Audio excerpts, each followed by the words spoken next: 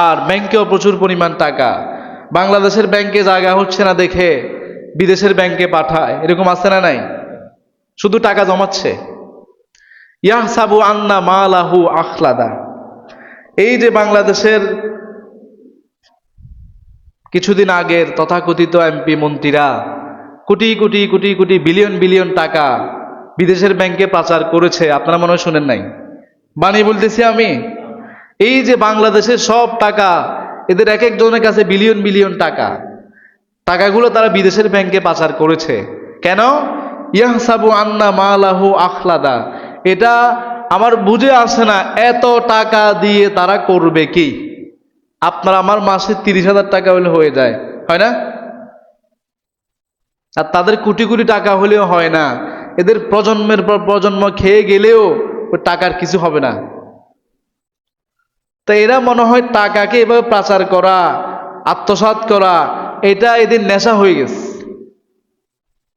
মানে আমি একজনের, একটা পরিবারের জন্য এত বিলিয়ন বিলিয়ন টাকা তো প্রয়োজন হয় না, এটা তাদের নেশার মতো কাজ করেছে।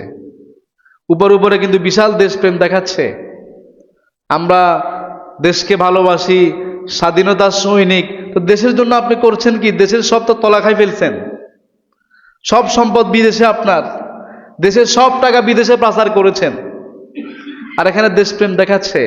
এই দেশের সত্যিকার দেশপ্রেমিক হচ্ছে এদেশের আলেমরা। একটা নজির এখনো নাই বাংলাদেশের শুরু থেকে আজ পর্যন্ত কোনো আলেম একটা টাকা বিদেশের ব্যাংকে পাচার করেছে, দেখাতে পারবেন না আপনি। তো তারা যারা আজকে তথাকথিত দেশপ্রেমিক, তথাকথিত স্বাধীনতার পক্ষের সৈনিক, এরা দেশের তলা খাই ফেলছে। দেশের ভিতরে এখন আর কিছু নাই, শুধু জোগাটা আছে, আমরা গ্রাম্য ভাষায় বলি। ভিতরে কিছু সব পাচার করে দিয়েছে। কি দরকার? দেশপ্রেমিক হলে আপনি দেশের জন্য কাজ করবেন, দেশের মানুষের জন্য কাজ করবেন, করেন না আপনি, অসুবিধা কি? আজকে আমরা এই যে এগুলা করছি কেন? আল্লাহ কোরআনে বলছেন ইয়াহসাবু আন্না মালাহু আখলাদা। সে ধারণা করেছে তার এই বিলিয়ন বিলিয়ন টাকা তাকে চিরস্থায়ী করবে। আমার তো আর মনে হয় মরণ হবে না, টাকাগুলো শুধু আমি বসে বসে খাবো। আর এরা এই যে টাকা খেতেও পারে না, কি করে আল্লাহ জানে। কাল্লা লায়ুম বাজান্না ফিল হোতামা। এবার আল্লাহ বলছে এই যে টাকা জমাচ্ছে, বিলিয়ন বিলিয়ন টাকা মিলিয়ন মিলিয়ন হয়ে যাচ্ছে, এরা ধারণা করেছে এদেরকে স্থায়ী করবে। অচিরেই তারা হুতামার ভিতরে নিক্ষিপ্ত হবে। হুতামা এটা জাহান্নামের আরেকটা দরজা। জাহান্নামের দরজা 7টা, একটা বললাম জাহিম, আরেকটা হচ্ছে হুতামা, যেখানে প্রজ্বলিত অগ্নি জ্বলতে থাকবে। আল্লাহ তাআলা বলেছেন এদেরকে খুঁটির ভিতরে বেঁধে রাখা হবে, কলিজা পর্যন্ত জ্বলে যাবে এদের। এটা কোথায় হবে? হুতামার ভিতরে হবে। আল্লাতী তাত্তালিউ আলাল আফইদা। আমি যে বললাম জাহান্নামের এক একটা দরজার শাস্তি এক এক রকম। হুতামার শাস্তি হচ্ছে এরকম, পৃথিবীর আগুনে আপনার শরীরে কোথাও আগুন লাগলে সেখানে জ্বলে যায়।